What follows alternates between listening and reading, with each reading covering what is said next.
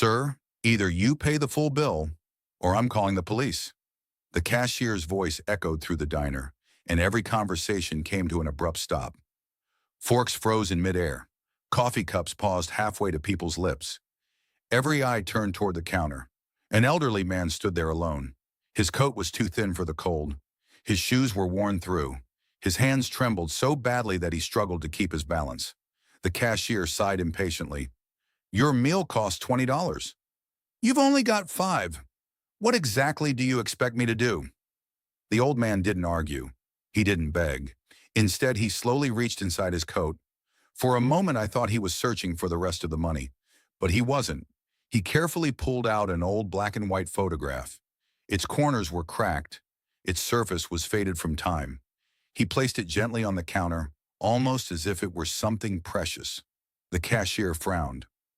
What is this supposed to mean? You think a photograph pays for a meal? Laughter spread across the diner.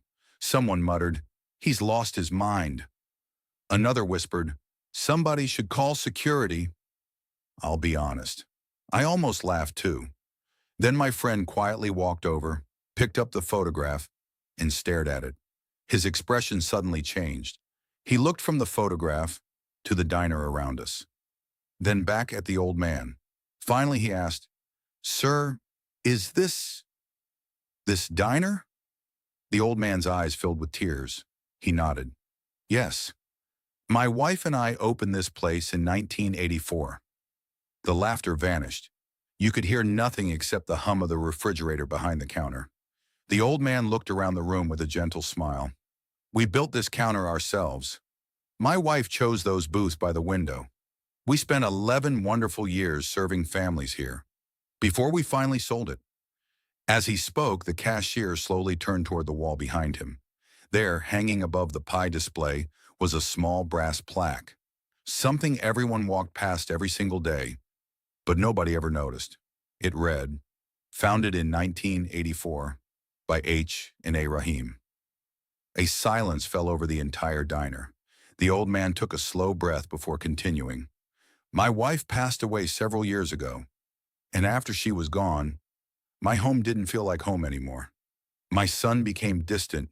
My daughter-in-law made it clear that I no longer belonged. They never shouted. They never hit me. They simply made me feel invisible. Every day. Until this morning, I walked out with $5 in my pocket. I didn't know where I was going. I just kept walking. And somehow, my feet brought me back here. He looked around the room once more. His voice barely rose above a whisper. I wasn't hungry for food. I was hungry to remember who I used to be. Nobody said a word. Many of the people who had laughed only moments earlier couldn't even look him in the eyes. Just then, the kitchen door slowly opened.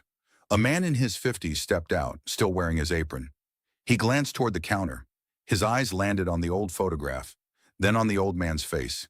He stopped walking. For a long moment, he simply stared. His lips trembled. He took one slow step forward, then another. Almost in disbelief, he whispered, Mr. Rahim? The old man looked up, confused. The man smiled through tears. You probably don't remember me. I was 17 years old. I had no experience, no references. No one would hire me. I walked into this diner asking for work, and every restaurant turned me away. But you didn't. You handed me an apron. You told me to start washing dishes. You gave me my very first chance. The man wiped away his tears. I bought this diner 8 years ago, but everything I have started because of you. He turned toward the cashier. Give him his money back. From today, he never pays for another meal here. Then he pulled out a chair and sat beside the old man. He gently placed a hand on his shoulder. You gave me a chance when nobody else would. Please, let me return the favor. The old man's composure finally broke. Tears streamed down his face. Not tears of shame, but tears of relief. For the first time in a very long time, someone had made him feel seen. As he stood to leave, he looked around the diner one last time. Then he smiled softly and said, I thought I'd lost my home. I never imagined it was still waiting for me. Those words have stayed with me ever since. Because sometimes the greatest thing you can give another person is not money, not food, not sympathy. It's the reminder that they still matter. If this story inspired you, please like and share, and subscribe for more timeless moral stories retold for today.